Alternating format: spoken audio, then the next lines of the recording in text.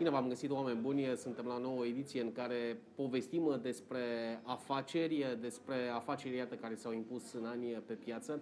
Astăzi vă invit să discutăm despre un business care are o legătură directă, poate cu cel mai afectat sector al României, industria ospitalității, industria Horeca. E vorba de o afacere care se referă la mobilierul care se află în restaurante, localuri și îi spun bun găsit doamnei Sabina Recărs, antreprenor și acționar al unei companii, iată, care produce mobilier pentru localuri în general, pentru Horeca. Așa este. Mulțumesc foarte mult pentru prezență. Vă mulțumesc și eu pentru invitație și pentru această oportunitate. Bine v-am găsit. Vreau să vă întreb cum a pornit în primul rând ideea unui business în care, iată, să investiți într-o zonă cel puțin nișată? Trend Furniture este o firmă care a pornit deja, a fost înființată în anul 2003. În 2003, cu siguranță nu mergea pe nișa aceasta de industria ospitalității, Horeca, cum îi mai spunem, hotel, restaurant, cafenele, de acolo vine prescurtarea. În schimb, a pornit ca un centru de finisaj pentru mobilierul ce mergea la export. Ownerul principal al acestei firme, la momentul respectiv, făcea foarte mult control de calitate pentru câțiva clienți din afară, atât din Olanda cât și din Anglia, iar problema cea mai mare la momentul respectiv nu era mobila în sine, tâmplarii sunt foarte buni, în schimb erau finisajele. Adică vorbim aici de bălțuit, lăcuit, patinat, antichizat. Asta era o mare problemă. Și de la această necesitate a pornit acest business, centrul de finisaj pentru mobilierul respectiv. Ulterior, în 2005-2006, s-a alăturat și producția pentru export. Deci nu doar finisajul în sine, nu doar serviciile de finisaj, ci și chiar producție de mobilier exportată în afară. De asemenea, Olanda, Luxemburg, Belgia, Anglia. În 2006, am început timid și vânzări în România. Deci au fost începuturi mai timide cu vânzări spre industria ospitalității, spre Horeca. În Olanda aveam un partener care avea nevoie de produsele noastre, de mobilierul nostru la momentul respectiv, dar am identificat și noi, la dânsii, anumite produse, și anume mobilierul de terasă, care avea un potențial enorm de mare în România. Și inițial așa s-a început. S-a diversificat de la producție, am ajuns și distribuitor de mobilier și s-a început cu mobilierul de terasă. În 2008-2009, când a venit criza, pe noi ne-a afectat enorm de mult criza din afară, fiindcă la momentul respectiv acea producție, deci centru de producție între timp devenit, exportam 100% pentru Olanda. În acel moment, în acea criză, în 2008, s-au oprit comenzile. Deci comenzile au fost zero și am rămas cu acea mică parte de distribuție de mobilier din exterior în țară, și anume mobilierul acela de terasă. A fost un an foarte dificil. De fapt, ambii, și 2008 și 2009 au fost ani de cumpănă, când a trebuit să decidem ce facem. Iar în acel moment am decis împreună oprirea producției de la Blaj, și s-a rămas cu biroul de pe Cluj, vânzările erau pe Cluj și partea aceasta de distribuție, și am continuat cu distribuția de mobilier special pentru Horeca în România. Sigur, din 2008-2009 până acum am evoluat enorm, putem spune. Gama noastră de produse e diversificată, găsiți produse enorm de multe, de la interior la exterior, tot ce este nevoie. Adică tot ceea ce, nu știu, se poate găsi ca să-și facă fiecare urmăresc impresie, tot ceea ce se găsește într-un local, sigur. tot înceți. Deci, mai puțin, aici vorbim încă de distribuție, da? Deci vorbim aici și de scaune, vorbim și de picioare de mese, În principiu, noi fiind producători și ne descurcăm foarte bine cu lemnul, dar avem și structuri metalice, fiindcă înglobăm foarte mult în conceptele create de designer. Pot să fie designerii noștri, dar pot să fie designer parteneri sau pot să fie designerii clienților.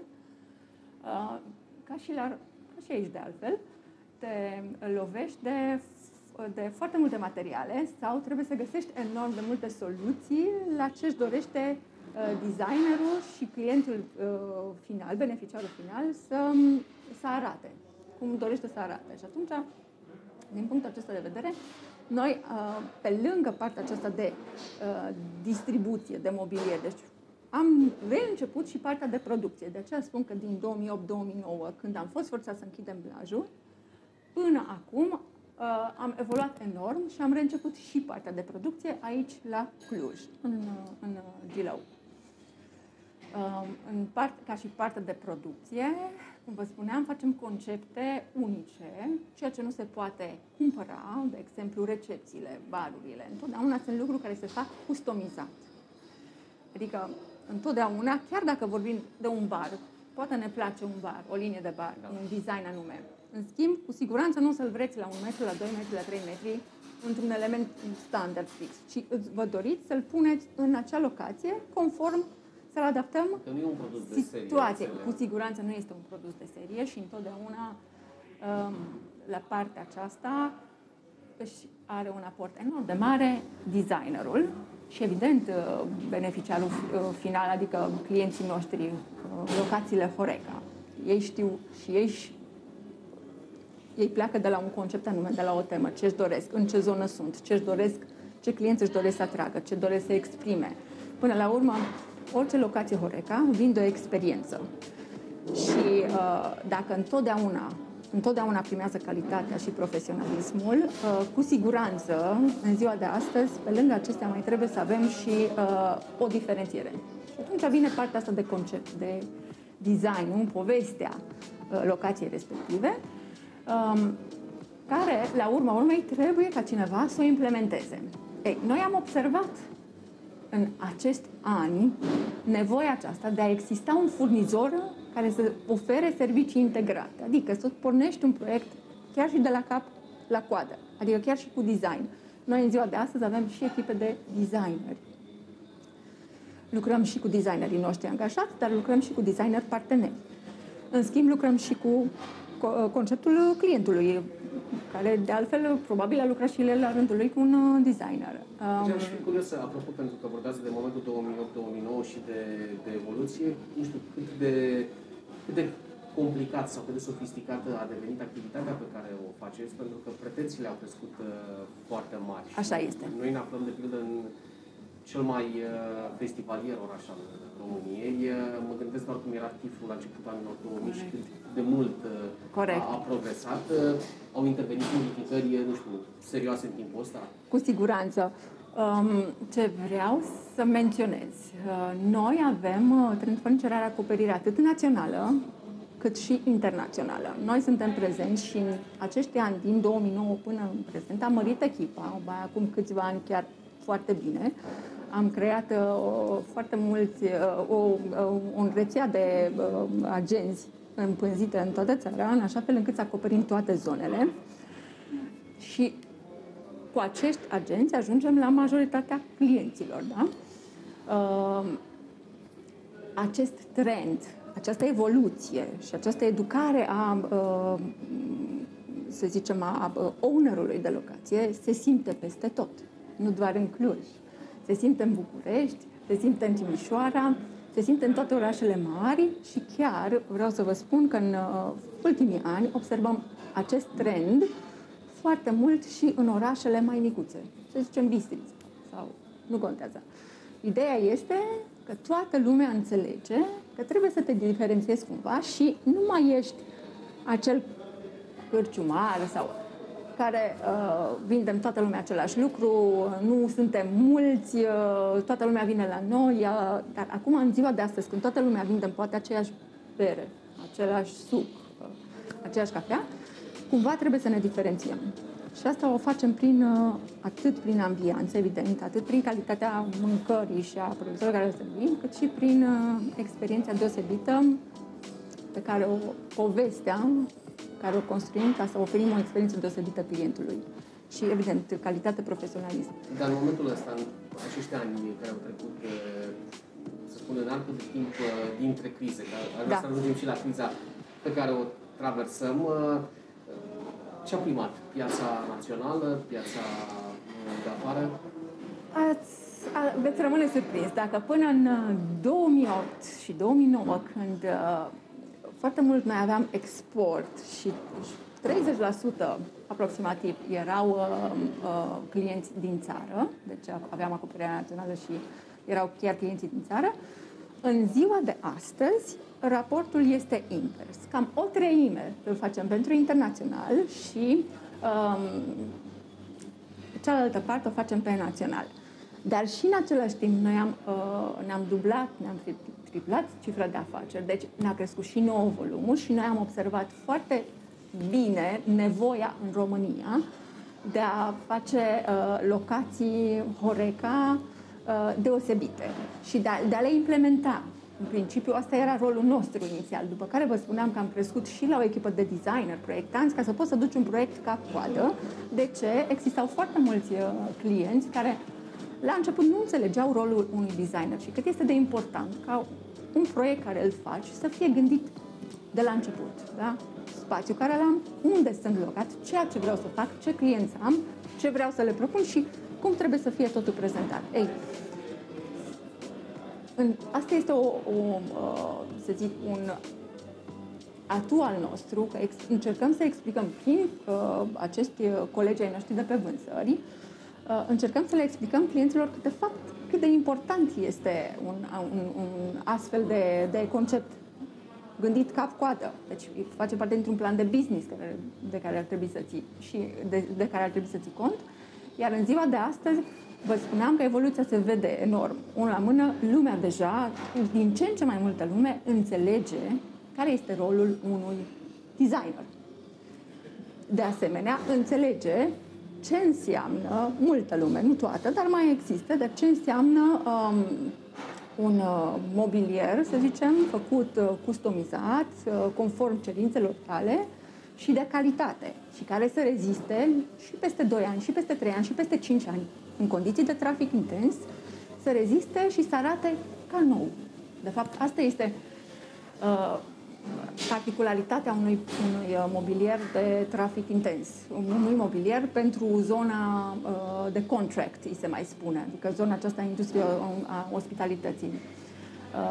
Acest mobilier trebuie să aibă rezistență la trafic intens, materiale, orice material, inclusiv pornind de la spuma, de buretele, trebuie să aibă o densitate mare. În cazul de față vorbim de scaunul pe care stăm, da?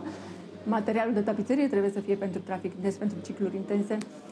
Și la fel găsim soluții pentru oricare din, să zic, mobilierul aflat într-o locație. Da? Dacă vorbim de bar, o teșghea trebuie să fie super rezistentă. În schimb, zonele, suprafețele verticale, care nu sunt supuse stresului, pot să fie niște materiale mai ușoare. Da, nu știu, a fost greu pentru că ați amintit atât de agență de vânzare. E până la urmă și o muncă ce ține de zona psihologică, pentru că trebuie să convingi foarte mult. Mă gândesc că mobilierul ține și de brand. Așa că impresie personală, cred că în Benelux am văzut prima dată acele cafenele, pub-uri care dau o aromă pe care o descoperim astăzi și în România și îți dă așa o senzație foarte tare, foarte plăcută, da. Și-au dat seama că până la urmă e o chestiune de branding, oamenii beneficiarii sau clienții dumneavoastră. Corect, identitatea lor, corect. Au înțeles că povestea lor, de fapt, trebuie să reprezinte identitatea lor și atunci... A fost grea munca asta de convingere?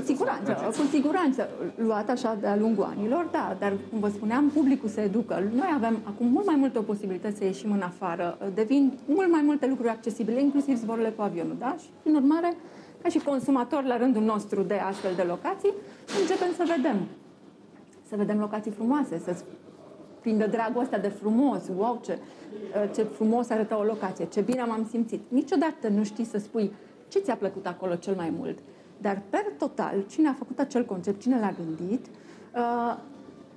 și-a făcut treaba, a făcut povestea aceea. În schimb, dacă te-ar deranja ceva, te-ar agasta, imediat ai ști să spui. Deci, și asta consider că e, vedeți, o muncă care trebuie apreciată. Cineva cine își face treaba bine și apoi clientul final, consumatorul, nu neapărat beneficiarul locației, ci clientul final, consumatorul, știe să aprecieze și îți revine foarte des acolo. Și chestia asta, cu siguranță, a început să fie înțeleasă și în România. Apropo de partea aceasta de locații, acum mulți ani, cred că chiar în 2006 pusese ochii viorel pe o statistică în care scria că potențialul de dezvoltare a industriei ospitalității în România este unul mare. De ce? Locațiile noastre în România erau o locație la 5 locații din Olanda. Ce înseamnă lucrul acesta? Potențialul este enorm. Și atunci, descoperind această nevoie, care poate nu era la momentul respectiv, în schimb, în ani crește, am încercat să ne dăm această direcție și să devenim un furnizor integrat de soluții complete și cu abordare 360 de grade a proiectelor. Adică... Apropo, sigur, treci foarte repede timpul și încerc să comprimăm mai multe în discuția noastră, pentru că ați avut, iată, această trecere și această evoluție în care și clienții s-au educat, portofoliul nostru a devenit mult mai dinamic sau mai mare. Cum a fost momentul 2020? Un moment pe care presupun că nimeni nu l-a anticipat. Absolut. Nimeni nu l-a anticipat. Să spunem așa, 2020 poate ne-a prins mai pregătiți decât 2008-2009 la momentul respectiv. Acum suntem mai puternici, mai stabili, am avut capacitatea și experiența de a cumva gestiona stresul, dar nu vreau să mint că n-am trecut prin clipe grele, adică se făceau ședințe, țin minte, zi de zi, care țineau ore în șir pentru a 1. Reorganiza bugetele, să facem bugetul pesimist, bugetul optimist, pentru a găsi soluții de a tăia cheltuielile, pentru a găsi soluții de a tăia cheltuielile în așa fel încât să ținem toți oamenii într-o barcă, în aceeași barcă cu noi. Și gândiți-vă că noi suntem un pic peste 30 de colegi. Deci a fost și acesta un stres. Ei, pe lângă aceste, sigur, să zicem, măsuri, ca întotdeauna într-o criză, trebuie să încerci să identifici anumite oportunități. Sună clișeu, da? Că, virgulă, criza îți aduce și oportunități. E adevărat, dar e greu să le vezi, sau e greu să le găsești, mai ales în stresul acela sau în... Pentru noi, una din măsurile luate a fost un pic, să zicem, să schimbăm puțin macasul, dar nu uităm de Horeca, să schimbăm acasul către amenajare de clinici medicale. Și acest tip de client este și el un client foarte important și se pretează pentru noi, ca și producție și ca și distribuitor de anumite piese de mobilier, ne aranjează mănușă. Era să zicem, o dorință noastră să intrăm pe piața aceasta, dar cum treaba mergea și cum producția era full, niciodată nu ți-ai făcut timp pentru așa ceva. Ei, acum ți s-a făcut timp, chiar dacă tu nu ai vrut, ți s-a făcut timp. A fost, ca să spun așa, piață în... Este piață, dar să nu aș vrea să mint, să spun, wow, ce bine merge. Ca în orice business pe care trebuie să-l începi și o chestie nouă și o nișă nouă, îți va lua timp să o poți construi. Dar cu siguranță am început pe nișa aceasta. Noi vindeam foarte mult mobilier standard. Noi ne referim la mobilierul standard, la ce spunem, să zicem, scaune, mese gata făcute. Iar cel customizat este cel care nu se poate face, care de obicei devine cireașa de pe tort, fiindcă nu oricine poate să facă așa ceva. Ei, pentru sălile de așteptare din clinicile medicale erau foarte mult mobilier standard, gen scaune de așteptare și mai departe. Când încep cu recepții, cu vitrine de